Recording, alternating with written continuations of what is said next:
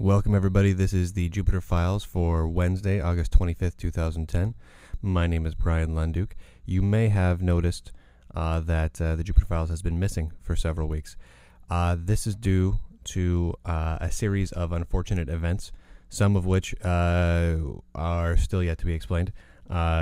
We are tentatively calling this the Lunduke effect, where when you have a podcast that is disseminating information that is extraordinarily important to the entire world that everyone must know immediately, the universe then attempts to immediately stop that podcast. So we've been gone for a month, but we are now back, much to the chagrin and dismay of the universe itself. We've got a couple of things to go over today, but before we begin, I have to say something that hurts me to say. At Jupiter Broadcasting, we have several shows. One of those shows is called Jupiter at Night. That particular program is a very relaxed show. It's not necessarily a science-related show in any way or a news-related show. It's more of a daily wrap-up show. And while it is a very good show, the hosts, who will remain nameless at this point in time, recently did an episode in which they covered topics such as faster than light travel, SETI, and alien life. And what they did was incredibly fascinating. They managed to get everything that could be gotten wrong. And we're going to take some time over the next week here on the Jupiter Files to correct all of those mistakes. For while that episode was a mere 20-some minutes in length, it will take days to sort through the absolute carnage that is the world of science that episode has left behind. My friends over at Jupiter at Night, no hard feelings, but stop being so wrong all the time. All right, so we'll get into that tomorrow about why exactly they were scientifically inaccurate about absolutely everything relating to space travel, aliens, and the search for alien life, and we'll go from there. But today we got a couple other things to talk about. We'll get into the bigger bit of the story here in a minute. But first, I want to start off with a general couple of screenshots here for you, a couple of pictures, just so you can take a look at what some supposed sightings are happening right now. The first comes from Vancouver, British Columbia. This is up over a place called Cultus Lake in British Columbia, up here in southwestern Canada. And this was cited by a couple of witnesses, and here are some pictures that were taken. Now, as you can see, the pictures themselves, well, they just look like little streaks of light, almost like someone has a slow exposure camera and has gone ahead and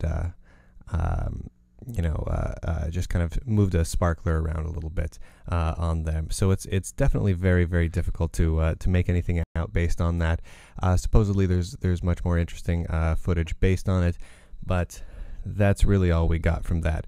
There's been a lot of sightings over the last month. If you follow the Mutual UFO Network, the MUFON at all, there's been a ton happening, as often is the case during the summer months, especially nighttime in the summer. People see UFOs like nobody's business, especially down in the desert lately, it seems. But we'll get into that at another point as well. But there is one particular sighting on the MUFON that's actually about a year old, but it's getting a little bit more scrutiny recently that I wanted to mention here because it both tickled my funny bone and I found it kind of interesting anyway. We don't have decent pictures of this, but it is a sighting of a triangle craft now down in California. Now, the reason I find this interesting and bring this up is because triangle crafts are incredibly common. The standard saucer-shaped craft, those are sighted a lot of times, and those are the traditional ones. Those are the ones that look great on posters and in sci-fi movies. But triangle-shaped crafts with lights in patterns of 3, shaped in a kind of a thin triangle shape, just tend to often be what people see and get reported as UFOs. If you watch any like the UFO Hunter TV shows or anything like that, that tends to be the norm almost.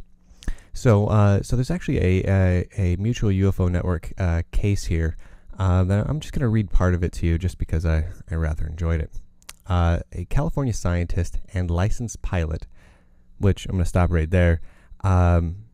I'm actually seeing what sort of scientist the person is, but I like that the person is reported as being a generic scientist, which kind of brings to mind a guy in a white lab coat doing science in some sort of a 1950s movie, but I have no idea what that means. I don't know if that means a guy makes software for a living or harvests stem cells or is working on reanimating dead rats. I have no idea what that means. California scientist and licensed pilot reports a silent triangular delta-shaped pattern of 4 lights that blocked out the stars on June 13th, 2009 as it passed overhead. According to the Mutual UFO Network, it crossed from the zenith to the local skyline, which is about 30 degrees up or so as we are at the bottom of a hill where it passed out of view, the witness stated. It flew much faster than the large jetliners which fly a similar approach path into San Jose. The sighting was most unusual due to the silence, and they quote from the scientist pilot. What really struck me about it was that it was absolutely silent, meaning it would have had to be extremely high, or if a low-flying aircraft, be extremely quiet. The witnesses tried to rule out other man-made objects. If it was a formation of low Earth orbiting satellites, it was remarkable in the fact that it would have had that particular arrangement, and it shouldn't have blocked out the stars. So what they're saying is it was nighttime, it was a clear night, there were stars behind them, but in the area between where the triangular points of light were, it was black. There was no stars, so it was definitely a solid object.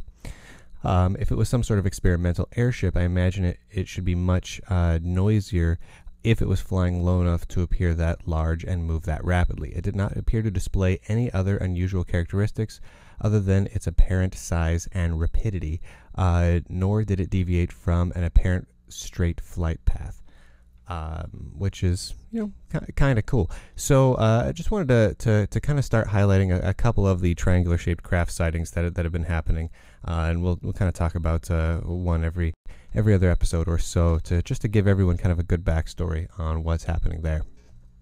All right, so let's dive into the meat and potatoes of what we're going to be talking about today.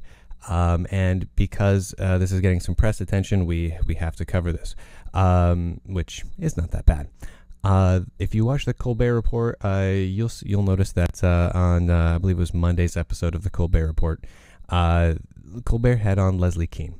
Now, Leslie Kean just wrote a new book called UFOs, Generals, Pilots, and Government Officials Go on the Record, in which generals and pilots and government officials go on the record about UFO sightings and UFO information.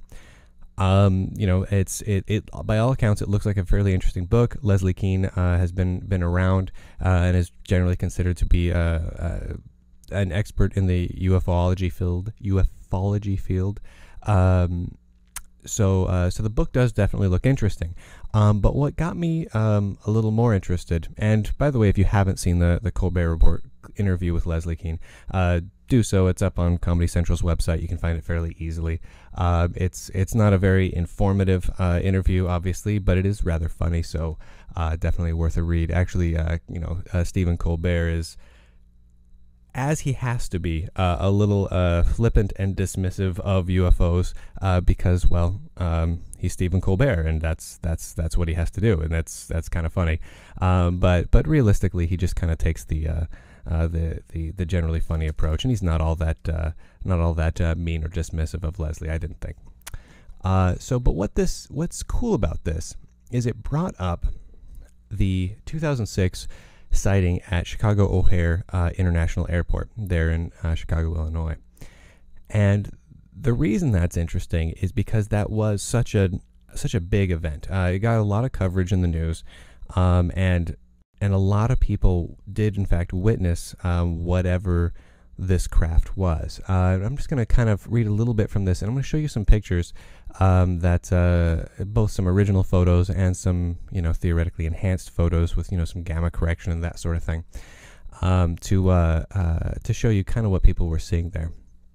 So this particular event took place back in November 7th of 2006, right in the middle of the afternoon, which is unique. Most UFO sightings tend to happen at night. People look up, they see some moving lights, but those are very hard to photograph. Those are hard to get video evidence of any kind. And most people will dismiss a moving light, if it's low on the horizon, as simply being car headlights or low-flying aircraft. So to have good sightings like this at massive population density in the middle of the day, where people are accustomed to looking up and knowing what they're seeing in the sky. So people working at an airport, air traffic controllers and pilots and the like, is definitely very interesting. So this happened at 4:30 p.m. Tuesday, November 7th, 2006, at Chicago O'Hare International Airport. So a group of 12 airport employees witnessed a metallic saucer-shaped craft hovering over gate C-17. According to eyewitness reports, the strange object was first spotted by a ramp employee who was pushing back United Airlines Flight 446, which was departing Chicago for Charlotte, North Carolina. The ramp worker then apprised the flight crew of the existence of the spinning metallic object above their aircraft, and it is believed that both the pilot and the co-pilot of this aircraft also witnessed the object at that time. According to a gentleman, John Hilkovich from the Chicago Tribune, in an interview on Fox News' Glenn Beck program, which you don't normally attribute Glenn Beck with being the guy that breaks all the UFO news in the world, but we're going to go with it. The disc was visible for approximately 2 minutes and was seen by close to a dozen United Airlines employees, ranging from pilots to supervisors, heard chatter on the radio and raced out to view it. The UFO was then seen to suddenly accelerate straight up through the overcast skies. Witnesses report that the object left behind an open hole of clear air in the cloud layer, and that the mysterious hole disappeared or closed within a few minutes. So it pushed some cloud out of the way, and the cloud kind of filled back in. So far, no conclusive photographic evidence of the UFO has surfaced, although it was reported to Hilkovich that one of the United Airlines pilots was in possession of a digital camera at the time of the sighting and may have photographed the event. We'll get to that in a minute, because we theoretically have those photographs now. So then there was some interesting reaction from the FAA and United Airlines. So the Federal Aviation Administration denied initially that they had any information on that particular sighting at Chicago O'Hare International Airport. Then the Chicago Tribune was investigating the report, filed a Freedom of Information Act request. The FAA ordered an internal review of air traffic communication tapes to comply with the Tribune Freedom of Information Act request, which uncovered a call by a United Airlines supervisor to an FAA manager in the airport tower concerning the UFO sighting. The FAA stance concludes that the sighting was caused by weather phenomenon, and that the agency would not be able to investigate the incident. The reason this is strikingly interesting is because it is a FAA's mandate to investigate all possible security breaches at any American airports, as is this case. So any unidentified craft, any unknown flying object needs to be investigated by the FAA. That's their mandate. That's something they have to do.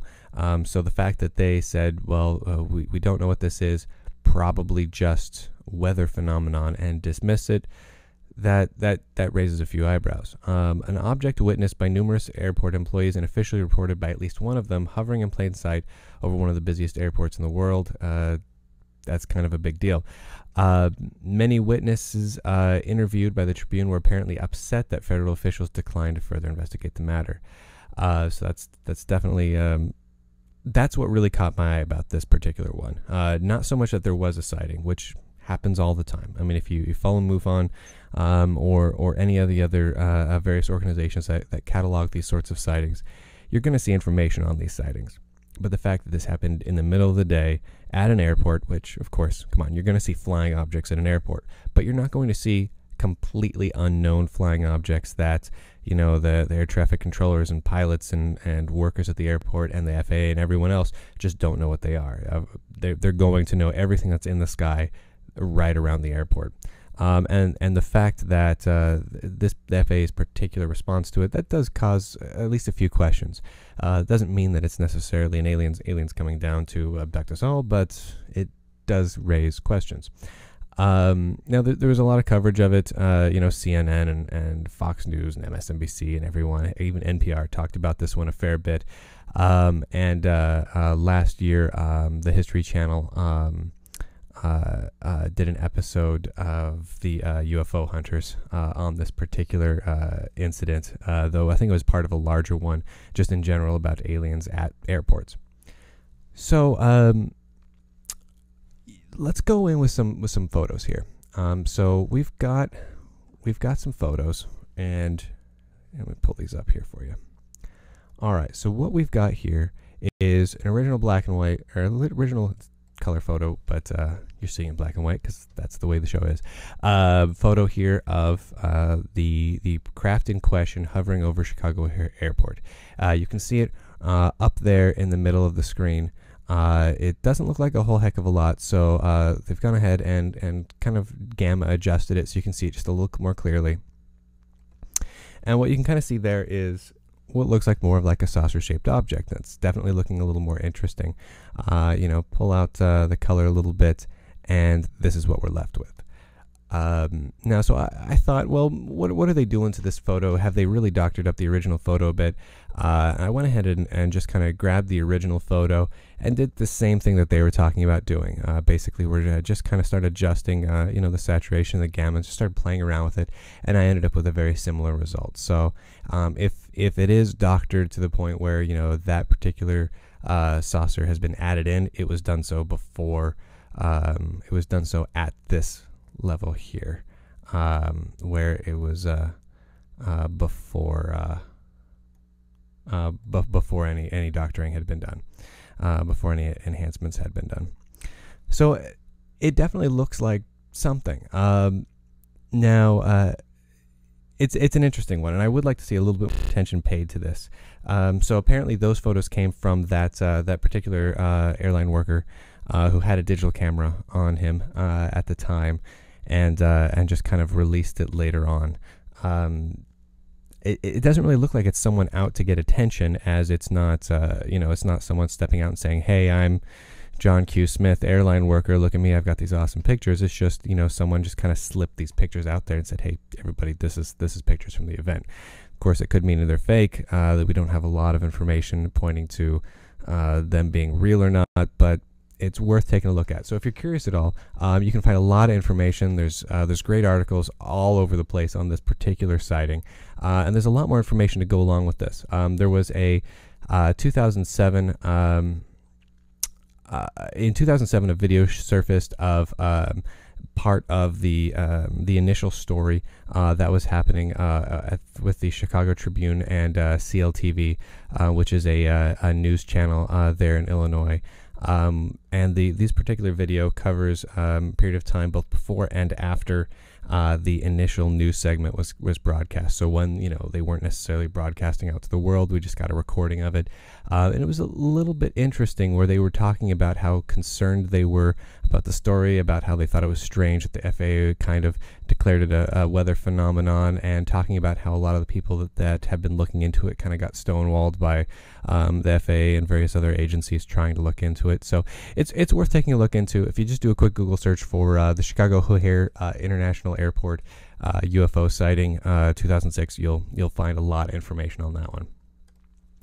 All right, I want to end on a little bit of a lighter note today, though. Let's talk about crop circles, because it's summertime and crop circles is summertime, and we've been off for a few weeks, and that means there've been a lot of fantastic crop circles in that time. This one's a rather a beauty.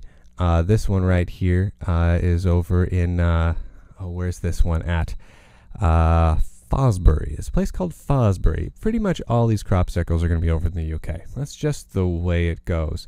The one thing I thought was rather cool about this one, and let's see, I think I got a picture of it here. There we go. That right there is a donation box. So obviously this is a man-made crop circle. So what happens is someone went in, made the crop circle, and put up a donation box for people coming to see the crop circle to donate to the farmer. I really dig that. That's just fairly cool. I think I think they should always do that. Here's another one. This one's fairly simple and straightforward. This one makes a little more sense than the last one. I mean, if you look over at this sucker, it's a crop formation, but there's no way that's going to be made by a flying craft setting down and squashing some wheat into the ground. This one makes a little more sense. Sure, maybe this one could be it. You can kind of almost imagine it as having like a central circular craft with a bunch of circular outlying motors, almost like vertical rotating motors acting as a large hovercraft or something. Kind of almost makes more sense. Still looks pretty cool. But this is the only good picture we have of this one, because the farmer in question obviously is a little grumpy that this particular formation showed up, and has asked that nobody come onto the crop circle because it's his land and you better get off. This guy's a kind of a similar situation. Not the grumpy part, but another circular crop circle, or as I should say, I guess a lot of circular crop circles all joined together. So I'm guessing this is a family of UFOs, a family of flying saucers that just kind of landed and were having a picnic. It kind of almost looks like, like when people were going west in the 1800s and they had wagon trains, and they'd stop in the middle of the night and to kind of make camp, and they'd circle the wagons up to kind of protect all the animals and whatnot on the inside of the wagon circle. It kind of looks like that, only UFOs, where they're protecting the internal, I guess, flying saucer. Otherwise, obviously, I have no idea how this would actually function, but I don't know, it looks kind of groovy. But not as groovy as this one. This sucker is awesome looking. I love the fact that it's got the kind of hieroglyphic look on the on one of those inner rings, and the circles overlapping each other like that. Just as a very cool, very precise look to it. I just I quite dig the look of that guy. Here's a little better view from directly above. Just way cool. Now I have no idea what if any language that's supposed to be, or if it's just kind of some made up symbology, but man, does it look cool. You can see just a ton of people walking around, and kind of the upper right hand side of that, just kind of walking around in the crop circle checking it out, which I can't blame them. It looks cool. And then there's this sucker, this mammoth beast of a crop circle. You can see all those little dots in there are people, to give you a little bit of scale as to exactly how big this is. It is huge. I mean, it makes a big mansion look tiny and dinky. It is a gigantic piece of land, and that is a lot of wasted grass and wheat. But it just is ginormous. With all the circles and the lines and the connecting symmetry, it just is very cool. Here's an above shot of it, straight down, which just looks way cool. But the one I really dig, the shot I just think is really awesome, is this one here. Off to the side, you can see it's just sitting off to the side there, over on the land. And honestly, if I was a pilot flying by and I just saw that, that would make my absolute day. That is way cool. I hesitate to say that there should be more crop circles like that, because I know it's just a waste of perfectly good wheat and the like. But the United States already subsidizes a lot of farmers, and to keep various farms in business, because with the idea that if a bunch of farms go out of business and we suddenly need the food, then the food's not going to be there and we're going to have a problem. So the United States subsidizes a lot of farmers to basically just kind of trash their crops. Basically, make the crops and then toss them out. That way we keep the business going, we keep the agriculture industry rolling. What if, instead of trashing those crops just by tossing them, what if we just made lots of crop circles and formations, and just make it a government subsidized thing? So then you keep the farm industry in business, and you create a big tourism revenue, just make like all of Nebraska into a giant crop circle. So then people could come there every summer, like every August, and wander Nebraska and wander around the coolest crop circles ever. You can also make giant messages seen from space in crop circles. That would just be way cool. Now that would be a good use of government dollars, but of course they won't do that because it would be far too awesome. All right, so that about wraps up to today's episode of the Jupiter Files. We are going to be back tomorrow, not making fun of my cohorts over at Jupiter at Night's inability to understand what I like to call science and obviousness, but merely helping them to understand the folly of their ways. So join in if you want to help me out with that. It should be a great deal of fun. And of course, if you want to get those episodes, you can do so over at jupiterbroadcasting.com. I believe that particular episode was the middle of last week. That would have been around August 19th, 18th, something along those lines. You'll find it because the particular episode of Jupiter at Night is entitled Faster Than Light Travel, I believe. All right, that about wraps it up. If you want to talk about anything we've talked about on this episode of the Jupiter Files, you can do so over at jupitercolony.com. If you want to follow me, I'm over at lunduke.com. That's my blog. Or you can follow me on Twitter at Bryan Lunduke. All right, I will talk to everyone tomorrow.